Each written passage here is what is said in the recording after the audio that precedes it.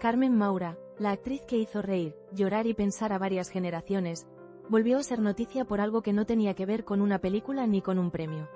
En 2020, una entrevista la colocó en el centro de una tormenta pública que desató opiniones encontradas y un aluvión de reacciones en redes sociales. Para entender por qué, hace falta recuperar su figura y ponerla en contexto. Carmen Maura lleva décadas siendo una de las intérpretes más reconocidas y respetadas de España, con una trayectoria que cruza la movida, el cine de autor y la cultura popular. Asociada muchas veces con directores como Pedro Almodóvar y con papeles que calaron en el imaginario colectivo, Maura ha sido vista por amplios sectores como un símbolo de modernidad y de compromiso cultural. En una entrevista televisiva emitida en 2020, Carmen hizo una afirmación que encendió la polémica. Defendió la transición española y valoró el papel que tuvieron los políticos de aquel momento, asegurando que se preocuparon por los ciudadanos y que, de alguna manera, lograron acuerdos que hoy parecerían imposibles. Recordó una etapa que se abrió tras la muerte de Francisco Franco en 1975 y que culminó en un proceso político complejo, con luces y sombras, pero decisivo para la historia reciente de España. Esa valoración provocó reacciones inmediatas. Primero llegaron elogios desde sectores que defienden una lectura más moderada y consensuada de la transición, y que ven en aquel pacto político una forma de evitar una fractura mayor en la sociedad. Al mismo tiempo, las críticas arreciaron desde sectores que consideran que la transición dejó de lado cuestiones de memoria, justicia y verdad, y que describen aquel acuerdo como insuficiente para reparar muchos agravios del pasado. Parte de la sorpresa y la indignación se alimentó de la paradoja de la figura pública de Carmen Maura. Muchas personas la habían visto históricamente como una voz asociada a posturas progresistas, y en ese marco sus palabras sonaron a contrasentido para quienes esperaban un discurso distinto.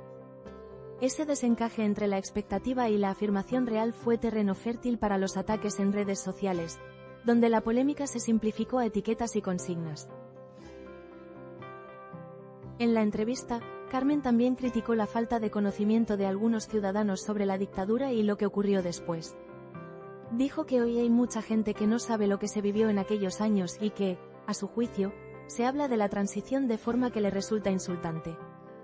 Añadió que en su opinión los políticos de entonces, aun siendo muy diferentes entre ellos, lograron ponerse de acuerdo por el bien común, algo que hoy no se consigue con facilidad. Sus palabras fueron recibidas con respuestas de todo tipo.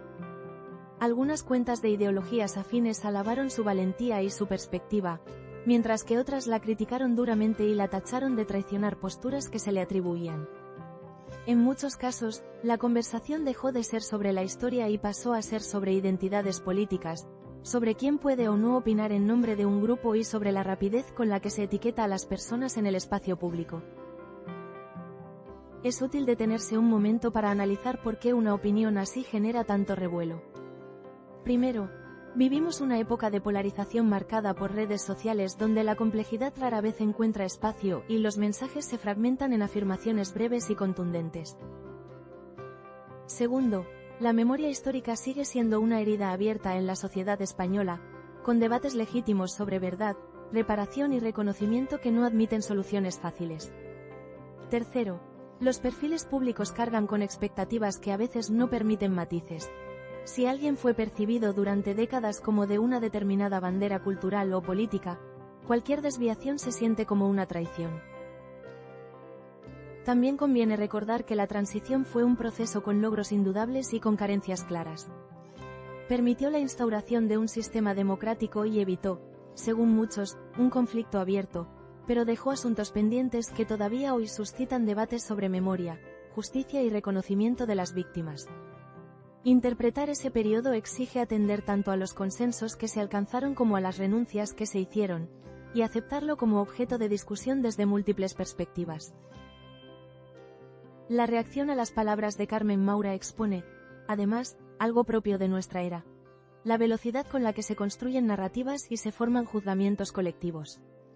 En cuestión de horas, opiniones matizadas se transforman en trending topics, y la conversación pública se polariza en bandos que a menudo no dialogan entre sí.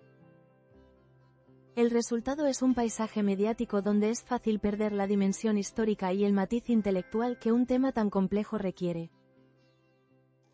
Frente a esto, hay una invitación clara para la ciudadanía. La historia y la memoria merecen debates sosegados, informados y respetuosos, sobre todo cuando involucran a personas que han sido referentes culturales. Las opiniones de los artistas importan porque influyen, pero también nos recuerdan que la verdad no es propiedad exclusiva de ningún grupo. Discutir la transición, la dictadura y sus consecuencias implica escuchar, contextualizar y, sobre todo, aceptar la complejidad del pasado. Carmen Maura siguió, desde entonces, siendo una figura que provoca discusión, pero también que invita a mirar más allá del titular. Su caso es una muestra de cómo las palabras de una persona con visibilidad pública pueden reabrir heridas, desafiar narrativas consolidadas y poner en marcha reflexiones necesarias. Y, sobre todo, es un recordatorio de que la memoria histórica necesita espacios serenos donde contrastar fuentes, escuchar diferentes voces y buscar verdades compartidas. Si algo queda claro es que las conversaciones difíciles no desaparecen por callarlas, y que la política de la memoria exige paciencia, honestidad intelectual y voluntad de entender matices. Que una actriz exprese una opinión sobre el pasado no debería convertirla en blanco de agresiones, ni para eso debería existir una censura que impida el diálogo.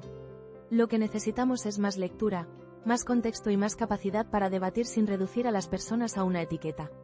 Cierra este relato la reflexión sobre el poder de la palabra en la era digital.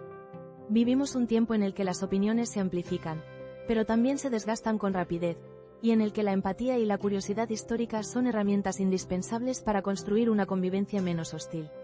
Gracias por acompañar este repaso a una polémica que, como muchas otras, nos recuerda que la memoria y la interpretación del pasado siguen siendo asuntos decisivos para entender el presente.